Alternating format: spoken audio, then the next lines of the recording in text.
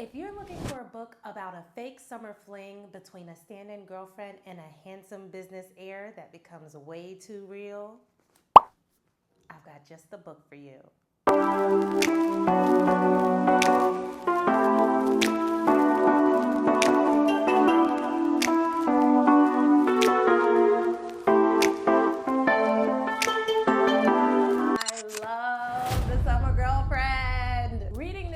Felt like sand between my toes. It smelled like the Atlantic Ocean. It tasted like funnel cake on a boardwalk. The Summer Girlfriend is for readers who desire soft, sexy, adventurous, romantic love, promising to give you all the feels. Listen, we came here for the fake dating, but we stayed because there's only one bed, and he's a business heir with money. Get money! He got money. Get it all for him.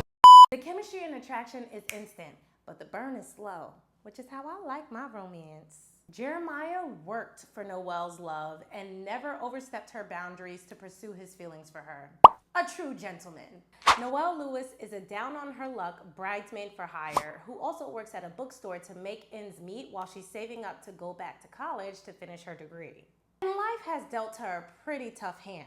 She lost her scholarship at the University of Maryland due to her focus being completely on her raggedy ex-boyfriend. And soon thereafter, her mom got into a terrible car accident that left her in the hospital for a lengthy amount of time. While Noelle stayed with her mom, a nurse took pity on her and suggested that she visited a library across the street. Thus, her love for books began. At the start of The Summer Girlfriend, a couple of years have passed since these events have occurred. And now that she's back on track and she has a plan for her education, she's decided to get her master's to become a librarian after she completes her bachelor's degree. But it's gonna take some money.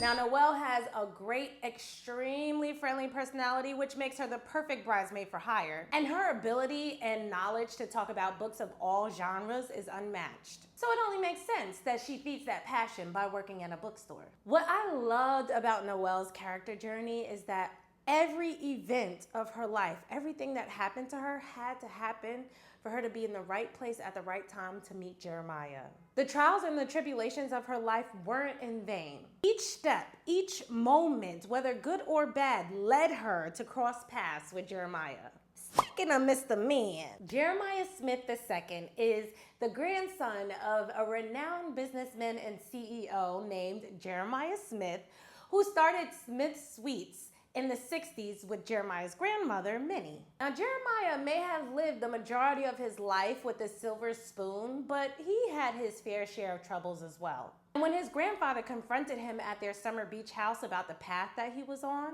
he copped an attitude and stormed off instead of continuing the conversation. Once Jeremiah cooled off, he decided that he would apologize to his grandfather first thing in the morning, but unfortunately, that moment never came. Jeremiah Smith's sudden passing is the catalyst to the fracture between Jeremiah Smith II and his family. It's been 2 summers since his grandfather's passing, and he's unable to visit the beach house, knowing what happened the last time he was there. When his mom Celeste beckons him to visit, he's constantly coming up with excuses, and it's this final excuse that leads him to Noelle. Because he tells Celeste that he's been spending time with his girlfriend. He doesn't have a girlfriend. So, while visiting the bookstore that Noelle works in to pick up a book for his sister for her birthday, Jeremiah and Noelle get to chatting, sparks fly, and a proposition is made once Jeremiah learns what Noelle does for work. He asked her to spend 1 weekend at his family's beach house as his fake girlfriend to appease his mother, with a dollar amount that Noelle can't deny. Jeremiah and Noelle had natural chemistry. Everything about them and their relationship flowed effortlessly. I just have to give big ups to Jeremiah because when feelings arose between the two of them for real, he allowed Noelle to lead the direction that their relationship would take. He never made her feel pressured to be with him. Whatever she decided, he was okay with, even though he so desperately wanted to be with her. And look, men who listen to women and don't argue with them make for good husbands. Amen? Amen. The Summer Girlfriend is sexy, not spicy. It reads like a rom-com film. Most of the book builds up to the one explosive, stormy, consenting love scene. And I must emphasize consenting here because Jeremiah is a consent king, okay? And it was beautiful. This formula made sense to the flow of the story and made me feel all the feels. Some books use hunching to keep the story interesting. But The Summer Girlfriend didn't need that because Kristina did a fantastic job keeping us engaged in the world that she's created and the characters that she's written. I'm not gonna lie to you, I'm gonna tell you the truth. I'm not a big fan of the fake dating trope because I don't like the excuses and I don't like the miscommunication. However, I think Kristina excels in this trope because the excuses make sense to each of the characters. Noelle is apprehensive because she knows what she lost the last time she focused on a man instead of her studies. Jeremiah has pause because he knows he's paying this woman to be his girlfriend and he don't want to be inappropriate. And it becomes hard for both of them to tell if the other is pretending or if they're acting on real feelings. Another thing I love about this book is that there's no miscommunication. I love that when Jeremiah and Noelle realize that they're developing real feelings for one another, they say it. Teeth chattering and knees knocking, but at least they don't keep it hidden.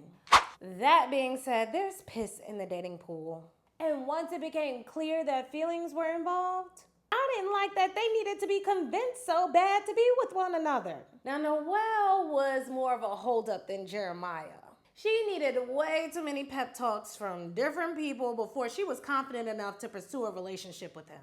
And that annoyed me deeply. I was also confused about how Jeremiah got his name. He's the second, named after his maternal grandfather. But his mom was married when she had him and his siblings. He has an older brother and a younger sister.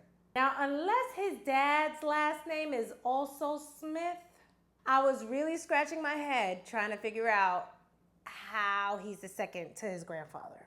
Unless she never took her husband's last name and she gave all her children her last name. That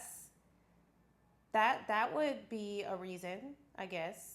I'm curious about that story. But if you have any other way for how this could have happened, if if you're good with family trees, let me know in the comments. Help me out, because I'm confusion. I need to understand.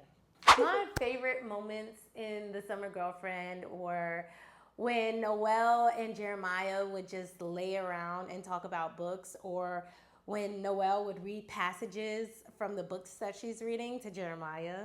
Now, Jeremiah wasn't really big on books when he first met Noelle. But with all the time they're spending together, he becomes interested in what she's interested in and ultimately starts reading the books that she recommends himself.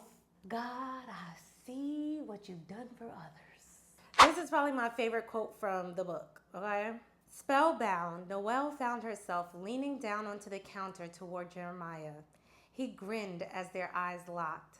There was a vibe here. She wasn't imagining it.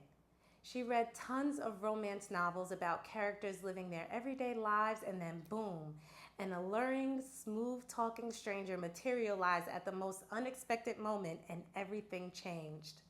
Electricity pumped through her veins as Jeremiah smiled at her.